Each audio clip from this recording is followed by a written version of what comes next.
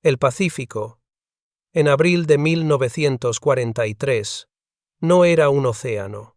Era una extensión sin final donde el horizonte devoraba incluso la esperanza. Desde la base de Guadalcanal, el cielo parecía una inmensa bóveda de acero abierta sobre un mar que olía a sal, combustible y miedo. Cada amanecer traía consigo el mismo murmullo. Motores calentándose, órdenes transmitidas con voces roncas, y la certeza de que, en algún punto del mapa, alguien no volvería. Aquella guerra no se medía en kilómetros, sino en latidos suspendidos entre el despegue y el regreso. John W. Mitchell, mayor del Ejército del Aire de los Estados Unidos, se mantenía de pie junto a su P-38 Lightning, observando cómo el sol nacía sobre la pista embarrada de Henderson Field.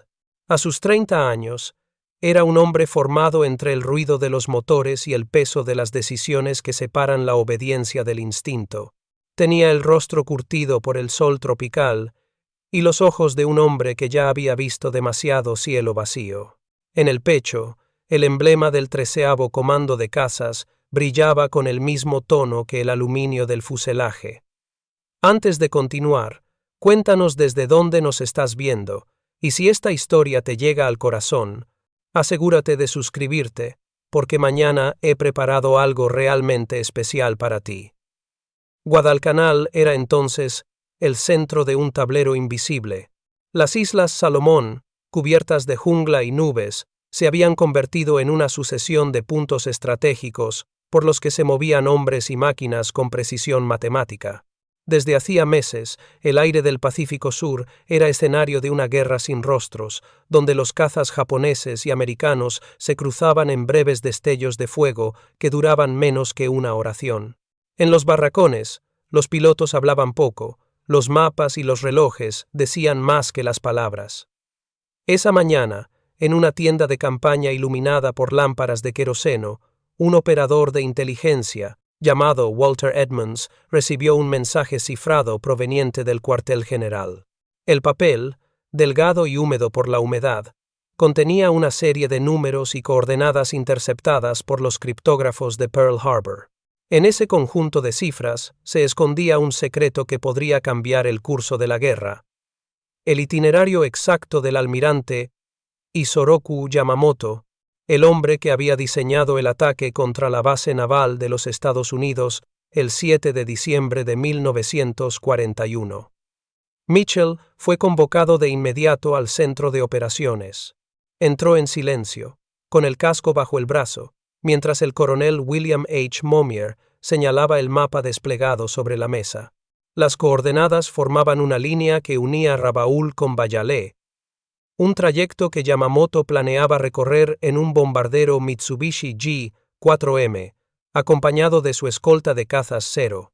La información provenía de la decodificación del mensaje japonés Navy Cipher número 02, y su precisión era absoluta.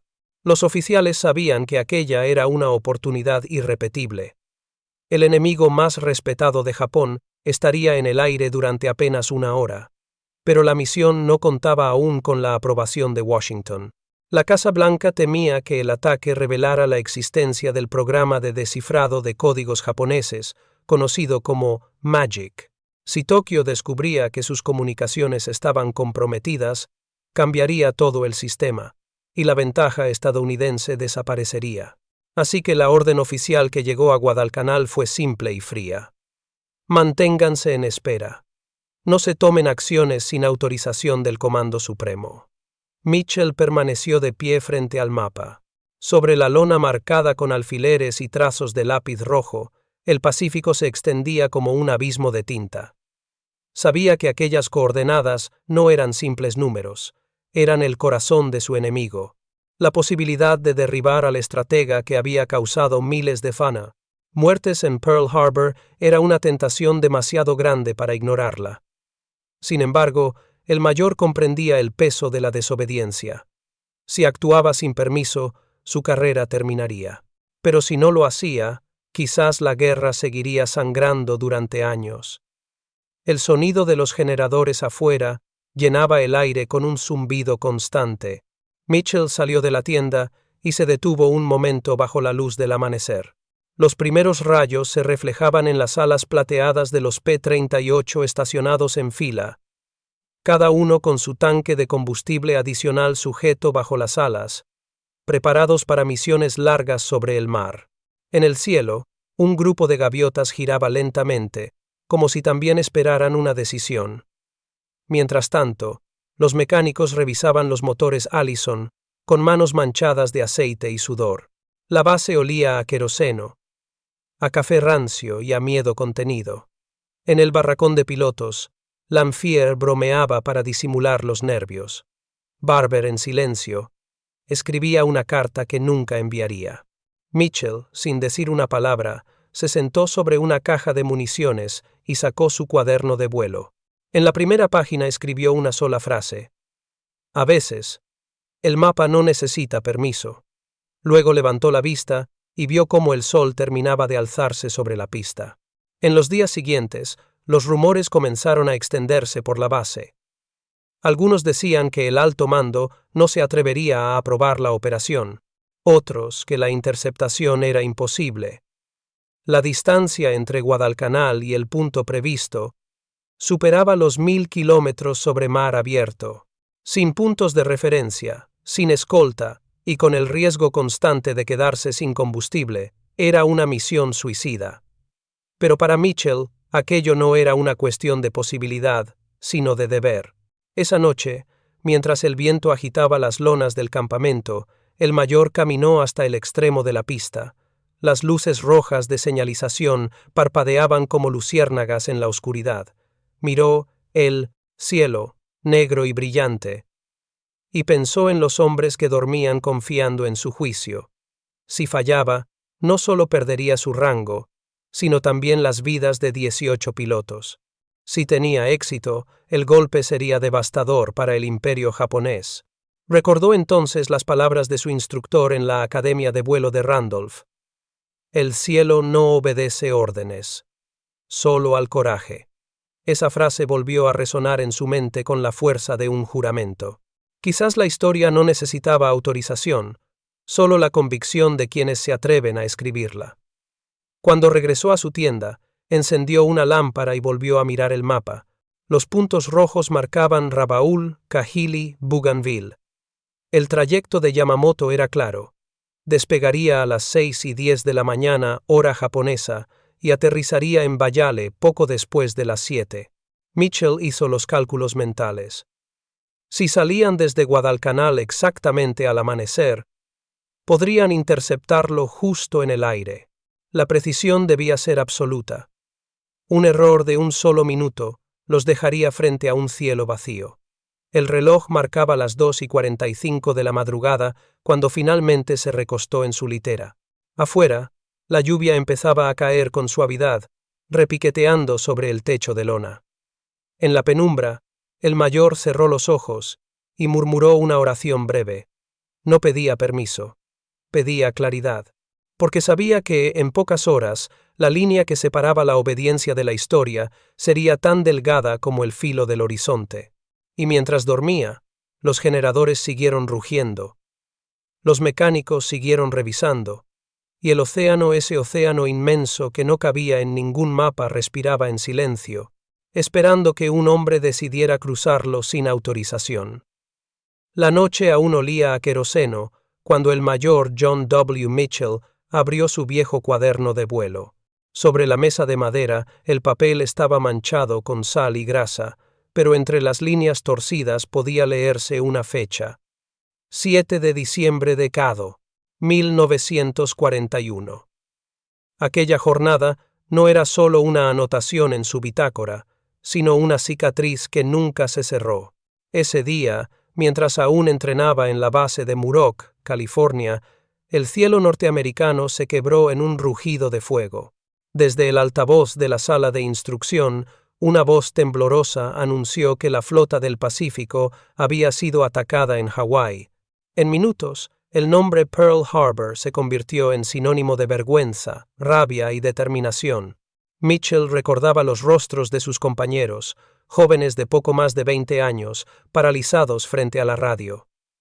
Algunos lloraban sin decir palabra. Otros golpeaban la pared, buscando una explicación que no existía. En el aire flotaba una sensación de incredulidad. Japón, una nación que muchos consideraban lejana y menor, había lanzado el golpe más devastador que Estados Unidos recordaba. En cuestión de horas, la nación pasó de la paz rutinaria al frenesí del reclutamiento. La palabra venganza empezó a escribirse en cada cartel de propaganda, en cada discurso, en cada sueño nocturno de los cadetes. Para Mitchell, aquel ataque no fue solo un desafío militar. Fue una traición personal. Había crecido en una familia de agricultores de Wisconsin, donde el deber hacia el país se aprendía antes que a montar bicicleta.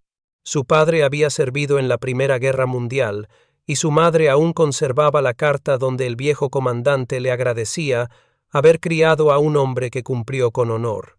Esa carta colgaba en la pared del comedor, y Mitchell juró que algún día haría lo mismo. Pero Pearl Harbor alteró ese juramento. Ya no bastaba con servir. Había que devolver el golpe. Durante meses entrenó con una obsesión que rozaba la locura. Volaba más horas que cualquier otro piloto del grupo, y si el instructor le pedía 8 maniobras, él hacía 10. Su mente estaba anclada en una sola imagen. Los barcos hundidos en la bahía hawaiana, los cuerpos flotando entre el humo, y una bandera norteamericana medio sumergida en aceite. A veces, al anochecer, el viento del desierto californiano le traía un zumbido que le recordaba el rugido de los ceros japoneses, y en esos momentos Mitchell apretaba los puños y repetía entre dientes: «Algún día lo haremos pagar». El nombre del enemigo, Yamamoto Isoroku, empezó a aparecer en los periódicos semanas después del ataque. Era descrito como el arquitecto de Pearl Harbor, el cerebro detrás del plan que había humillado a América. En los bares, los soldados hablaban de él como si fuera una sombra omnipresente, un fantasma que recorría el Pacífico con impunidad. Para Mitchell, aquel nombre se volvió una especie de mantra silencioso. Cada vez que despegaba, pensaba: si algún día lo cruzo en el aire, no fallaré. En los cuarteles de Guadalcanal, en abril de 1943, ese fantasma volvió a aparecer. La noticia se filtró como un susurro entre los hombres del 13º Comando de Cazas. Los criptógrafos habían interceptado un mensaje japonés. El almirante Yamamoto viajaría personalmente en una inspección aérea a Bougainville. Nadie lo dijo abiertamente, pero todos lo pensaron. Esa era la oportunidad, la revancha que la nación esperaba desde hacía más de un año. Sin embargo, el plan era casi suicida. La distancia desde Guadalcanal hasta el punto de emboscada superaba los 1000 kilómetros, más allá del rango normal de los cazas aliados. No habría escolta, ni cobertura naval, ni margen de error. Volar tan lejos sobre mar enemigo significaba que si uno de los motores fallaba, los pilotos caerían al océano y desaparecerían para siempre.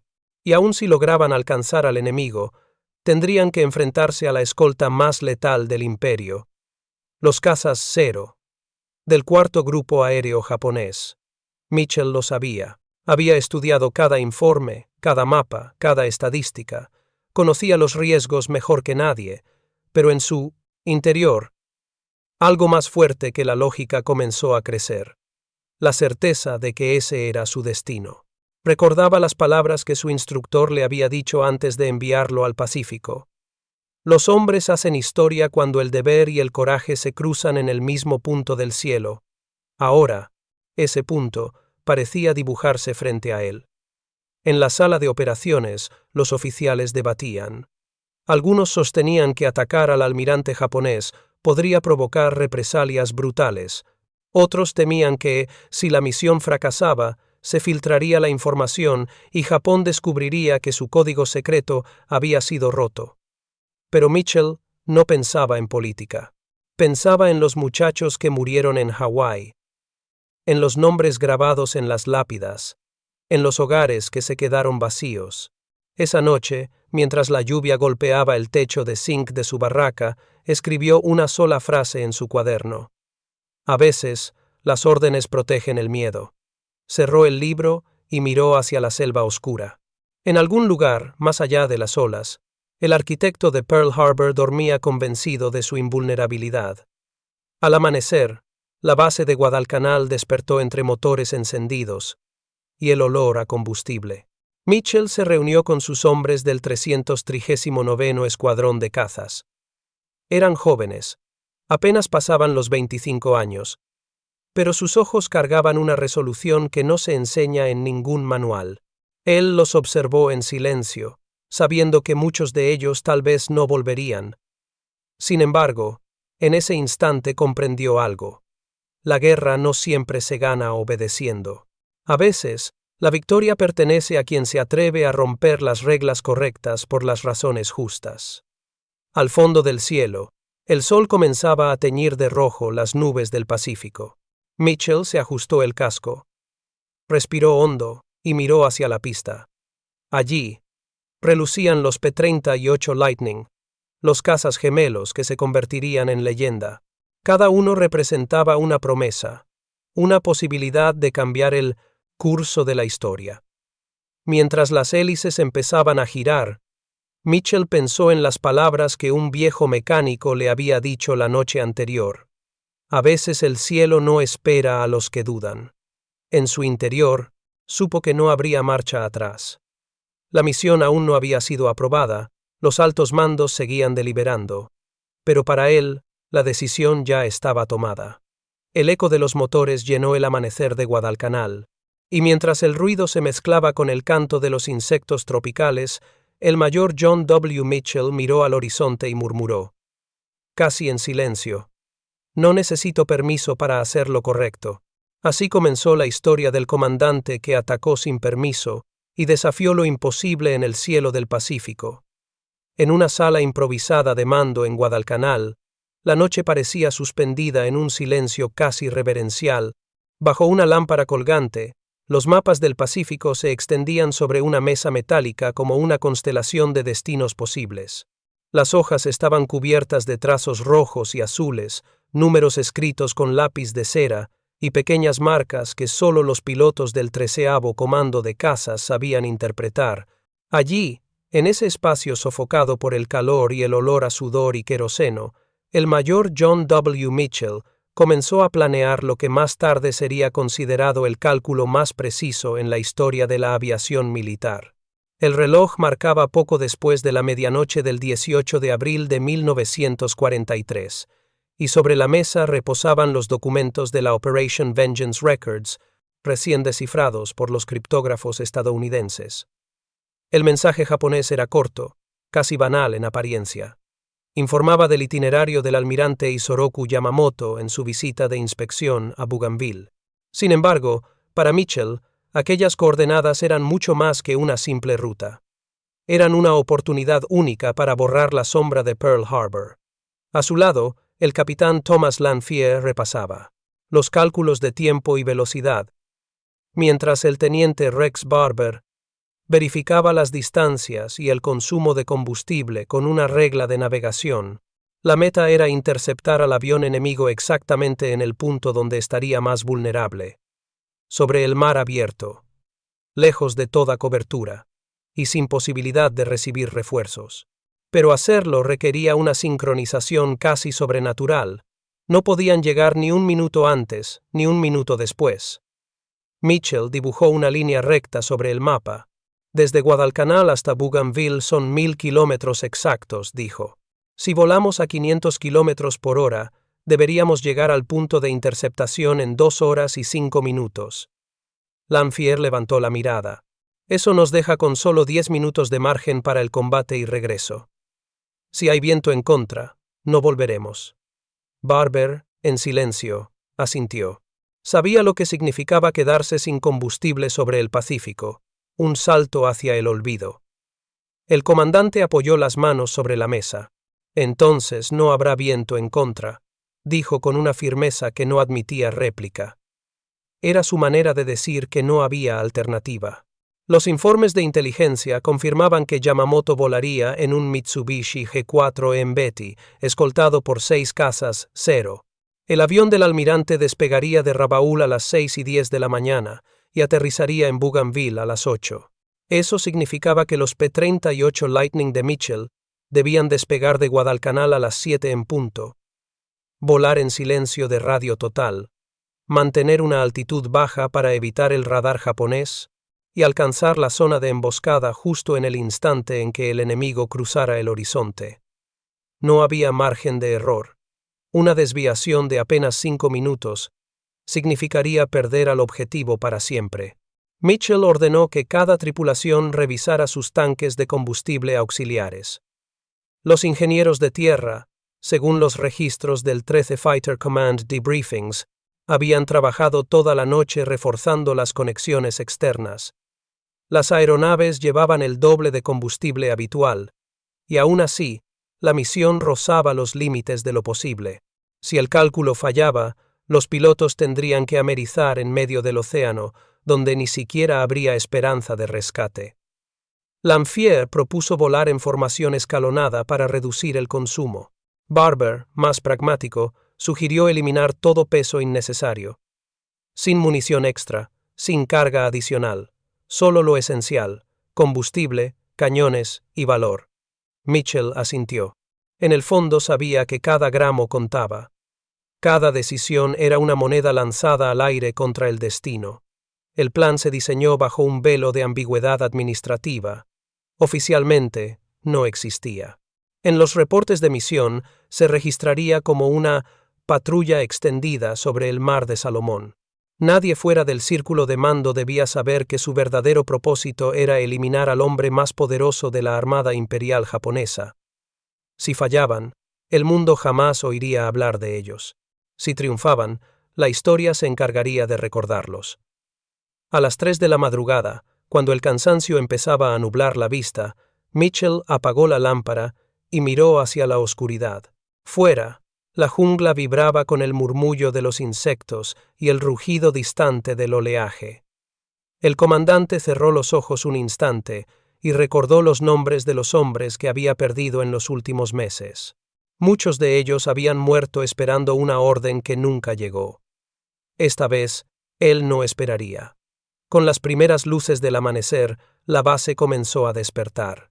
Los mecánicos ajustaban las hélices y purgaban los tanques. El olor del combustible llenó el aire como un presagio.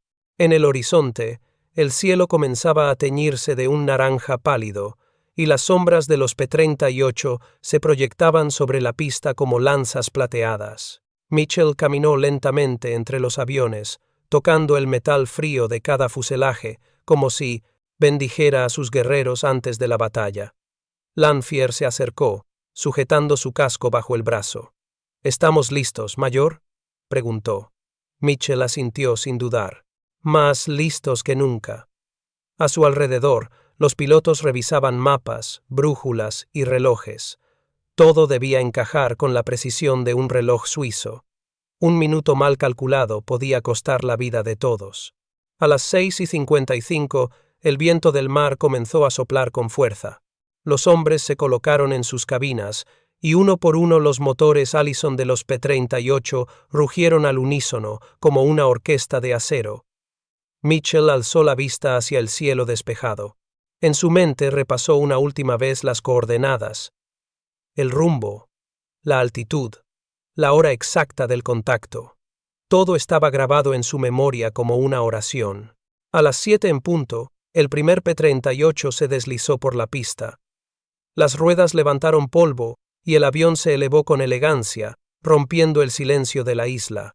Uno tras otro, los demás lo siguieron, hasta que la escuadrilla entera desapareció entre las nubes bajas, rumbo al norte. Desde tierra, los pocos que sabían la verdad observaron en silencio. Nadie habló. Nadie se atrevió a desear suerte. En la guerra, las palabras podían traer mala fortuna. Mientras los aviones se alejaban, Mitchell miró su reloj. Las agujas avanzaban con una calma insoportable. A partir de ese instante, cada segundo contaba.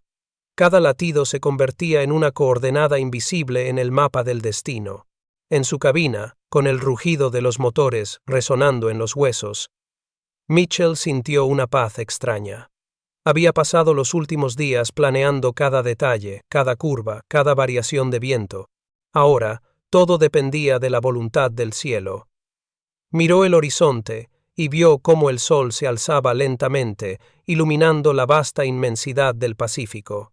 En ese momento comprendió que la historia ya había comenzado a moverse, y que nada ni nadie podría detenerla.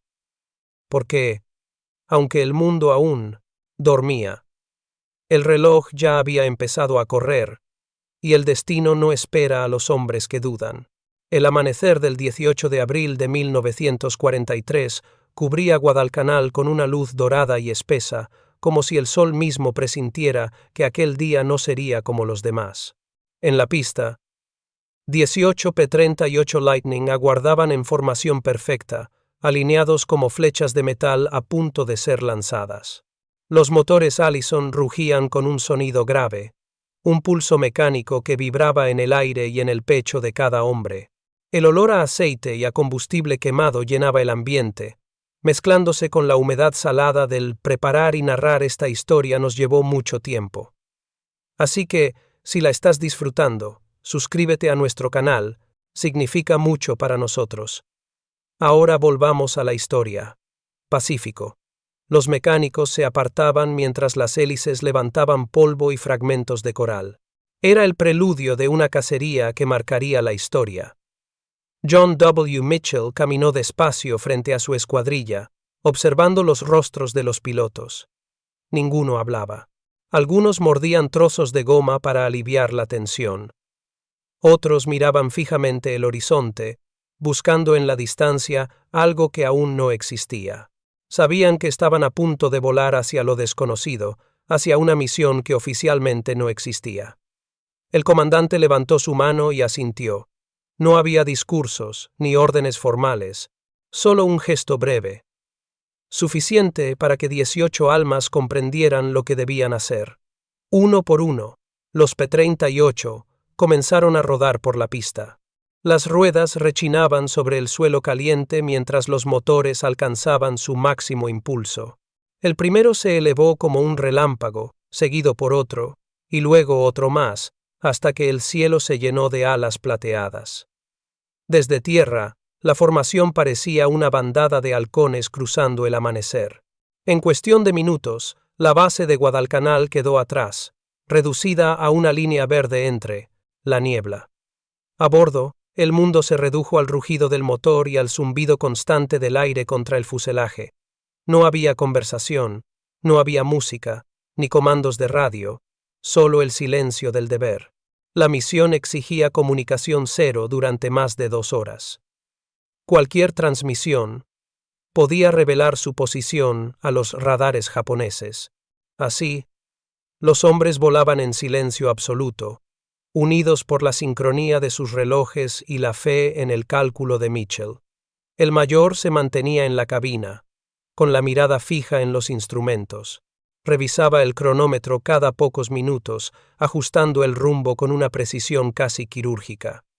Sabía que el más mínimo error podría hacerlos llegar demasiado pronto o demasiado tarde. En el aire, a 500 kilómetros por hora, incluso 30 segundos de desviación, podían significar el fracaso total. A su alrededor, el océano parecía infinito, un espejo azul que no ofrecía referencia alguna.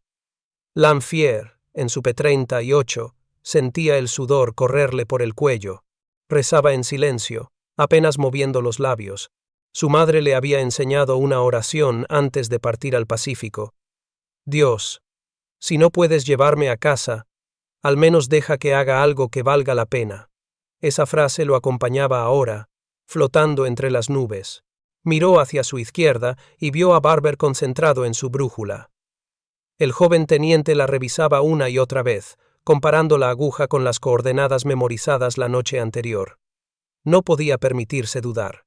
A las 7:40, una línea de nubes oscuras apareció en el horizonte. Mitchell la vio venir y comprendió que no había forma de esquivarla sin arriesgar el plan. Señaló con la mano y la formación descendió unos metros. El viento golpeó con fuerza, y pronto las gotas de lluvia empezaron a azotar los parabrisas. La visibilidad cayó casi a cero. Durante varios minutos, los cazas parecieron fantasmas perdidos en una tormenta líquida. Mitchell mantuvo el control con la calma de un cirujano. Sabía que cualquier cambio brusco de altitud alteraría el consumo de combustible y los dejaría sin margen de retorno. Ajustó los aceleradores con precisión matemática, guiándose solo por su reloj y su instinto. El ruido del motor se mezclaba con el golpeteo del agua sobre el metal. El cielo se volvió gris, el mar invisible, y por un momento todos temieron haber perdido la orientación. Lanphier apretó los dientes. No podía ver más allá de unos pocos metros. Su respiración se volvió rápida, irregular. Pensó en su esposa, en la carta que había dejado sin firmar sobre su litera. Si no regreso, escribió, recuerda que volé por algo más grande que yo. La tormenta rugía, y sin embargo, en medio de aquella oscuridad, los 1838 mantuvieron la formación como una única criatura de acero y voluntad. A las 8:10, la lluvia comenzó a ceder. El resplandor del sol se filtró entre las nubes, y la claridad regresó poco a poco. Mitchell observó su brújula. Seguían en rumbo. El cálculo se mantenía intacto. Sonrió apenas, una mueca imperceptible bajo la máscara de oxígeno. Habían superado la parte más peligrosa del vuelo, pero el reloj no se detenía. Cada minuto los acercaba más al punto donde el destino aguardaba. A esa altitud, el Pacífico se extendía como una lámina infinita. Ningún barco, ninguna isla, nada que rompiera la monotonía azul. Era un silencio que pesaba tanto como el plomo. Los pilotos sabían que el enemigo estaba en algún punto al norte, avanzando hacia ellos sin sospechar nada. Cada uno, en su cabina, se aferraba a la misma idea. Que todo el sufrimiento de los últimos años podía condensarse en ese instante. El mayor Mitchell repasó en su mente los pasos del plan. Según los registros del 13 Fighter Command Debriefings, Yamamoto debía salir de Rabaul a las 6:10 de la mañana. Su avión, un Mitsubishi G4M Betty, volaría a una velocidad aproximada de 350 kilómetros por hora. Si todo iba bien, cruzaría el punto de intercepción en Bougainville exactamente a las 9:34. Eso significaba que los cazas de Mitchell debían llegar al área 2 minutos antes. Ni uno más, ni uno menos. A las 9:32, Mitchell miró el horizonte. Un brillo intermitente apareció entre las nubes lejanas. Al principio, pensó que era un reflejo del sol, pero luego vio la forma. 2 puntos oscuros, pequeños, moviéndose con lentitud sobre el fondo azul, levantó la mano e hizo una señal rápida. Nadie habló, pero todos comprendieron. Aquello no era una ilusión. El silencio en la cabina se volvió absoluto.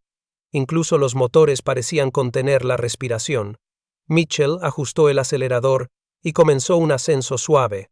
Los otros aviones siguieron su movimiento, adoptando la formación de ataque que habían ensayado una y otra vez. Lanphier sintió un escalofrío recorrerle la espalda. Barber, con los ojos fijos en el objetivo, murmuró entre dientes: «Ahí están». Y allí, flotando en el aire con la serenidad de un barco dorado, aparecieron 2 bombarderos japoneses. En uno de ellos viajaba el almirante Isoroku Yamamoto, el hombre que había desatado el infierno en Pearl Harbor. El tiempo pareció detenerse. Durante un instante, nadie respiró. Luego, la voz de Mitchell rompió el silencio, apenas un susurro entre el rugido del motor. Objetivo a la vista. El destino, al fin, había llegado. El cielo de Bougainville, aquel 18 de abril de 1943, estaba pintado de un azul intenso, casi irreal, como si la naturaleza misma quisiera presenciar un acto que cambiaría la historia. Los registros del Japanese 4th Air Group War Diary y del U.S. Strategic Bombing Survey describen con precisión los momentos que estaban a punto de desarrollarse. Y aunque los números y coordenadas eran fríos, la realidad de la misión era todo menos abstracta. Los 18 P-38 Lightning descendieron desde su formación a una velocidad de 500 km por hora, cortando el aire como cuchillas de acero. Cada piloto sabía que aquel instante sería decisivo. Un segundo de error, y toda la operación se habría convertido en un desastre. El mayor, John W. Mitchell, lideraba la formación con calma mortal. Sus ojos, fijos en los instrumentos y en el horizonte, captaban cualquier movimiento extraño. A lo lejos, los cazas Zero japoneses patrullaban la zona, intentando proteger a los bombarderos que transportaban a la cúpula del mando enemigo. Los pilotos estadounidenses habían memorizado cada maniobra defensiva del enemigo gracias a meses de estudio de fotografías de reconocimiento y reportes de inteligencia. Sin embargo, nada podía prepararlos completamente para la tensión de la caza real. Lamphere ajustó su acelerador, siguiendo el rumbo de Mitchell. Sus manos estaban sudorosas bajo los guantes de cuero, y cada músculo de su cuerpo estaba tenso, preparado para reaccionar al instante. El viento golpeaba la cabina mientras los P-38 descendían en picado, sincronizados con una precisión milimétrica. La formación parecía un solo organismo metálico, capaz de moverse con la coordinación de un enjambre de insectos, pero con la letalidad de un depredador perfecto. Rex Barber, en su caza más cercano al objetivo, vio finalmente el Mitsubishi G4M Betty, que transportaba a Yamamoto. El bombardero, más grande y pesado que los cazas ligeros que lo escoltaban, avanzaba con una lentitud engañosa. Sus defensores, los Zero, reaccionaron con rapidez, girando en picado y disparando ráfagas de proyectiles que silbaban en el aire. Cada disparo podía romper un ala, atravesar el fuselaje o, peor aún, perforar la cabina de un piloto aliado. Pero Barber no dudó. Su objetivo estaba claro: interceptar el avión del almirante, cortar el hilo que había conectado a Japón con Pearl Harbor y cambiar el curso de la guerra. Los proyectiles de 20 milímetros comenzaron a desgarrar la cabina del Betty. El fuselaje se estremeció con explosiones internas y columnas de humo negro comenzaron a surgir de los motores y del compartimento de bombas. Barber maniobró con precisión, evitando el fuego enemigo, mientras Mitchell coordinaba la formación para que los demás P-38 interfirieran con los cazas japoneses y garantizaran que el objetivo principal no escapara.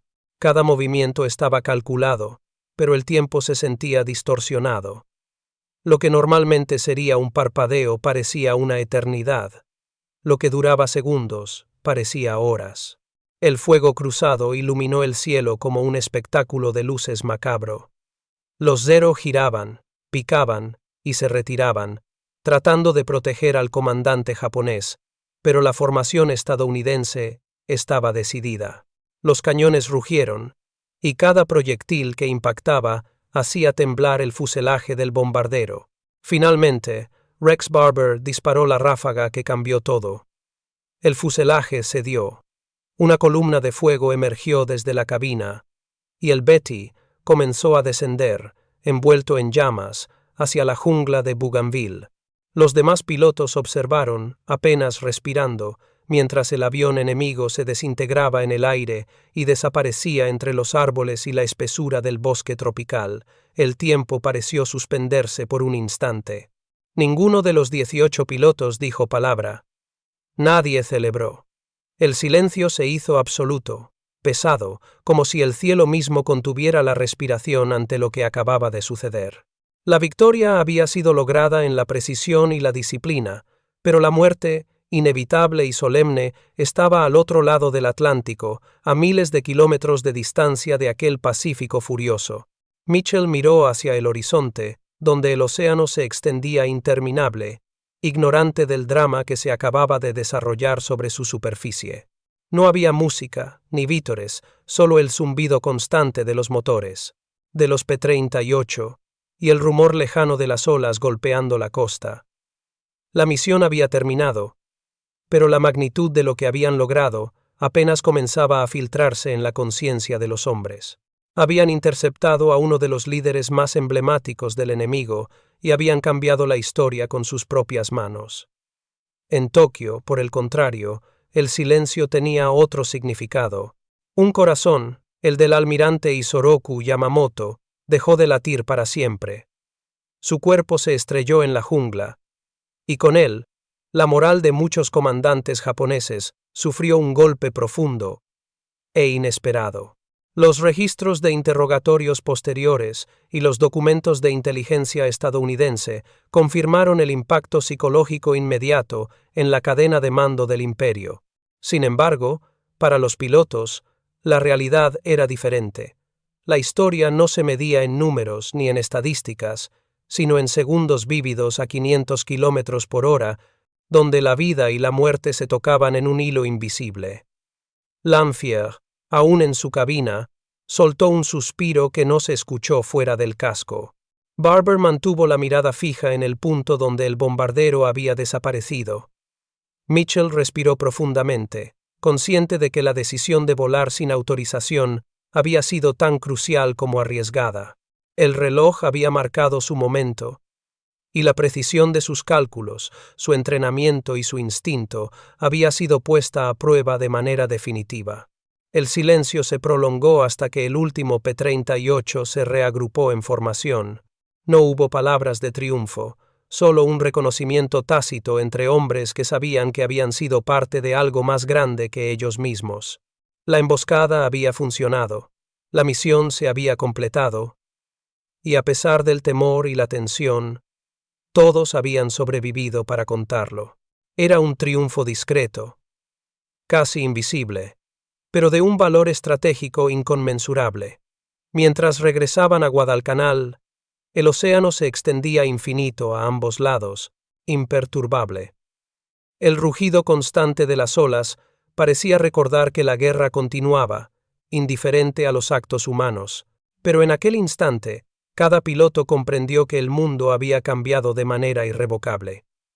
Habían ejecutado lo imposible, desafiado las órdenes y alcanzado un objetivo que muchos consideraban inalcanzable. Y así, mientras el sol comenzaba a descender hacia el horizonte, tiñendo el cielo de tonos rojizos y dorados, Mitchell miró a su escuadra. Los ojos de los hombres reflejaban agotamiento, tensión y algo más, la comprensión de que habían tocado la historia con sus manos. Sabían que las consecuencias llegarían después, en debates, en registros, en homenajes o en críticas. Pero por ahora, solo existía el aire frío sobre el Pacífico, el zumbido de los motores y el recuerdo silencioso de un enemigo que ya no respiraba. El océano siguió rugiendo igual. Pero en Tokio, un corazón dejó de latir. El regreso de los 18 P-38 Lightning a Guadalcanal fue un desfile silencioso de máquinas y hombres exhaustos. Cada piloto estaba marcado por el esfuerzo extremo, los músculos tensos por horas de concentración y los nervios a flor de piel tras un vuelo de 1000 kilómetros sobre mar abierto, enfrentando al enemigo más temido. Algunos cazas llegaron tan bajos en combustible que sus motores tosieron y fallaron en los últimos kilómetros, obligando a aterrizar directamente sobre la arena de la pista improvisada. El polvo y la bruma levantados por las hélices cubrieron las caras de los pilotos, que bajaron de sus cabinas con las manos temblorosas y los ojos fijos en el horizonte, conscientes de que habían sobrevivido a algo mucho más grande que ellos mismos. Cada aterrizaje se convirtió en un acto de precisión casi milagroso, y los mecánicos corrieron al encuentro de las aeronaves, ajustando cada válvula, revisando cada tanque, asegurando que ninguna falla técnica se llevara consigo a otro hombre. El mayor John W. Mitchell permaneció en la cabina de su propio P-38, respirando con dificultad mientras observaba a sus hombres descender y agruparse en silencio. Nadie hablaba de la misión, y la orden de mantener la operación en absoluto secreto había llegado directamente del alto mando. Ningún informe detallado podía circular, ninguna fotografía ni testimonio podía filtrarse, y cualquier violación de esta norma sería castigada con severidad. La tensión entre la euforia por el éxito y la obligación del secreto se reflejaba en cada gesto de los pilotos. Podían sentir la importancia de lo que habían logrado, pero no podían compartirla, ni siquiera entre ellos. La presión del silencio se convirtió en un peso físico, un recordatorio constante de que estaban involucrados en un capítulo que oficialmente no existía. Mitchell, sentado en su escritorio improvisado en la base, redactó su informe con una neutralidad meticulosa. Cada palabra estaba medida, cada frase cuidadosamente construida para no revelar más de lo permitido. Escribió: interceptamos aviones enemigos, probable éxito. Ningún nombre, ninguna referencia a la identidad de los objetivos, ningún detalle de la ruta o la táctica utilizada. Era un documento que apenas reflejaba la magnitud de la operación, una mínima sombra de la hazaña realizada, y Mitchell lo sabía. Sus manos temblaban ligeramente mientras firmaba. Consciente de que la historia real y la historia oficial eran dos relatos que coexistían pero que nunca podrían encontrarse. Cada trazo de tinta era un recordatorio del precio de la obediencia, de la disciplina y del secreto. Mientras tanto, a miles de kilómetros de distancia, el Japón imperial se sumió en un luto profundo. Las noticias de la muerte de Yamamoto se filtraron con cautela entre los altos mandos, y la población, desconcertada y temerosa, comprendió la magnitud del golpe. Los testimonios recogidos en los 80s Interrogation Reports de oficiales japoneses, capturados después de la guerra, describen la escena con precisión inquietante. El almirante fue hallado en su asiento, con la espada en la mano, un símbolo del honor samurái que incluso la muerte no podía arrebatarle. La noticia se propagó entre los cuarteles y las oficinas del gobierno como un impacto silencioso, y el Japón imperial enfrentó por primera vez la sensación de vulnerabilidad absoluta frente a un enemigo que había actuado con precisión y determinación quirúrgica. Los pilotos estadounidenses, sin embargo, no compartían este conocimiento. Sus emociones eran contenidas, mezclando alivio, orgullo, agotamiento y ansiedad por la reacción de sus superiores. Algunos caminaban con pasos vacilantes hacia los barracones, conscientes de que la proeza que habían ejecutado quedaría invisible ante el mundo. Otros se sentaron junto a sus máquinas, acariciando los fuselajes mientras repasaban mentalmente cada maniobra, cada disparo, cada cálculo que había permitido que la misión culminara con éxito. Cada piloto entendió, sin necesidad de palabras, que la historia no siempre se escribía en la tinta de los informes oficiales, sino en la memoria de quienes la vivían en carne propia. Mitchell, consciente de la magnitud de lo ocurrido, decidió mantener la calma y seguir las reglas del secreto, pero en su interior la satisfacción era profunda. Habían logrado lo imposible. Una misión que no existía oficialmente había cambiado el curso de la guerra. Ninguna medalla ni reconocimiento inmediato podía validar la operación. El precio del secreto era más alto que cualquier recompensa.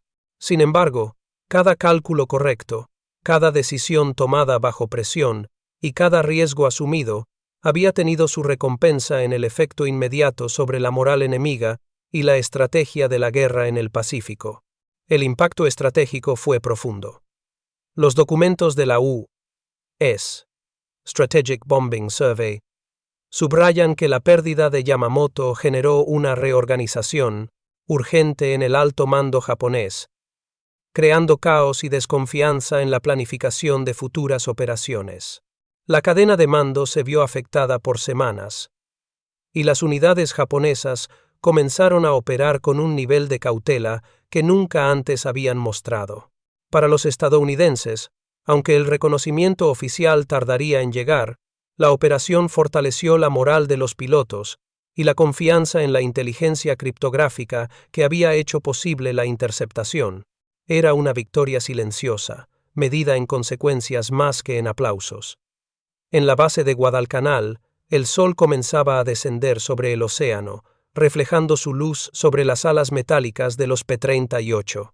Los pilotos se agruparon para inspeccionar las máquinas, limpiando las cabinas y revisando cada detalle, conscientes de que el trabajo continuaba, aunque la misión principal ya había terminado. No podían hablar de lo ocurrido, pero los gestos, las miradas y los silencios compartidos decían más que cualquier palabra. La camaradería adquirió un peso distinto, un pacto tácito de quienes habían tocado la historia con sus propias manos, pero que debían mantenerlo oculto. Las noches posteriores fueron largas y silenciosas. Los pilotos se retiraban a sus barracones, algunos revisando mapas y registros en un intento de procesar mentalmente la magnitud de lo sucedido. Mitchell repasaba los informes de inteligencia, asegurándose de que la narrativa oficial permaneciera neutral y segura, mientras en su mente desfilaban cada segundo del vuelo, cada decisión tomada, cada riesgo asumido. Era consciente de que la historia oficial nunca reflejaría el coraje, la habilidad y la audacia que habían hecho posible la muerte de Yamamoto y el golpe estratégico que significaba.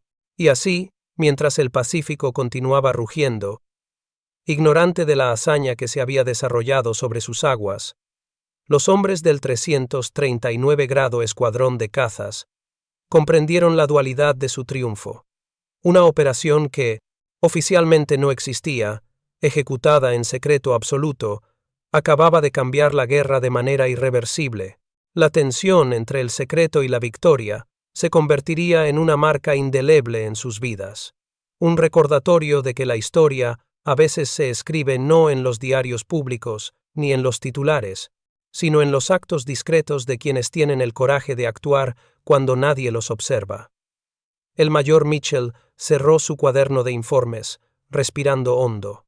Afuera, los P-38 descansaban, alineados como centinelas metálicos sobre la arena, mientras el cielo se teñía de naranja y violeta. El peso del secreto se mezclaba con la satisfacción del deber cumplido, y en silencio comprendió que, aunque nadie celebrara públicamente, aquel vuelo y aquel acto de desobediencia calculada habían dejado una huella imborrable en la historia del Pacífico. La operación había demostrado que a veces la valentía y la determinación podían superar cualquier obstáculo, incluso la falta de autorización, y que el precio del secreto, aunque alto, era un precio que valía la pena pagar. El silencio continuó sobre Guadalcanal, mientras los hombres se retiraban a sus dormitorios, cada uno llevando consigo la certeza de que habían participado en algo que el mundo oficial nunca reconocería completamente. Pero en sus recuerdos y en su conciencia, la victoria era real, completa e irrevocable. Una operación que no existía acababa de cambiar la guerra, y ellos habían sido sus ejecutores. Años después, los pilotos del 339 grado Escuadrón de Cazas se reunían en reuniones de veteranos, compartiendo recuerdos con la mezcla de orgullo y dolor que solo quienes han visto la muerte de cerca pueden comprender. Cada encuentro evocaba la misión del 18 de abril de 1943, pero siempre con la prudencia del secreto que los había acompañado toda la vida. Lanphier y Barber discutían, con respeto y algo de irritación, quién había disparado el tiro final, que derribó al bombardero de Yamamoto, un debate que los estudios históricos de la Fuerza Aérea de Estados Unidos documentan con detalle, pero que jamás tuvo un cierre definitivo.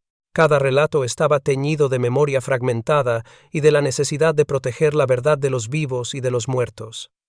El mayor John W. Mitchell evitaba entrevistas y cámaras. Sus palabras eran simples, casi monótonas. No importa quién lo derribó, lo importante es que nunca volvió a atacar.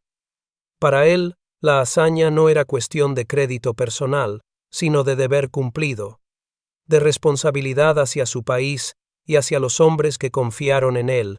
La carga moral de haber desobedecido órdenes para asegurar la victoria seguía presente, silenciosa, en cada conversación y en cada mirada hacia el horizonte.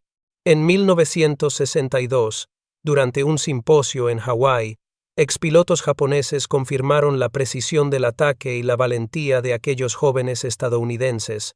Los veteranos estadounidenses escuchaban con respeto y cierta tristeza, entendiendo que los enemigos de ayer ahora compartían un recuerdo común, un amanecer que marcó la historia y cambió vidas.